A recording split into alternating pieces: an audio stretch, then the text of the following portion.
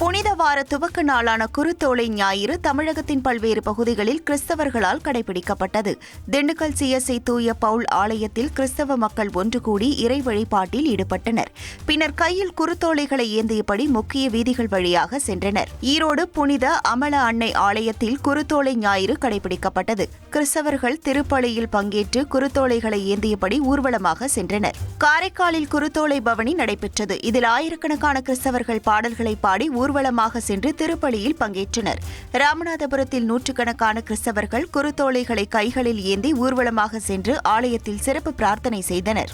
தமிழகத்தில் வரும் 15ஆம் தேதி மீன்பிடி தடைக்காலம் தொடங்குகிறது. கடலில் மீன்களின் இனப்பெருக்கத்தை அதிகரிக்கும் வகையில் ஆழ்கடலில் மீன்பிடிக்க ஆண்டுதோறும் 61 நாட்கள் தடை விதிக்கப்படுகிறது. அதன்படி மீன்பிடி தடைக்காலம் வரும் 15ஆம் தேதி தொடங்கி ஜூன் 14ஆம் தேதி வரை அமலில் இருக்கும். இதனால் சென்னை, திருவள்ளூர், காஞ்சிபுரம், கடலூர், நாகை உள்ளிட்ட 14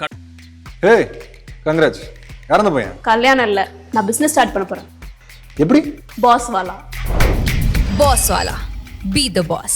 கடற்கரை மாவட்டங்களைச் சேர்ந்த 20,000 விசைப்படகுகள் கடலுக்கு செல்லாமல் மீன்பிடி துறைமுகம் மற்றும் மீன்பிடி இறங்கு தளங்களில் நங்கூரமிடப்பட்டு நிறுத்தப்படும். மீன்பிடி தடையால் அடுத்த 2 மாதங்களுக்கு மீன்கள் மற்றும் இறைச்சிகளின் விலை அதிகரிக்கும் என எதிர்பார்க்கப்படுகிறது.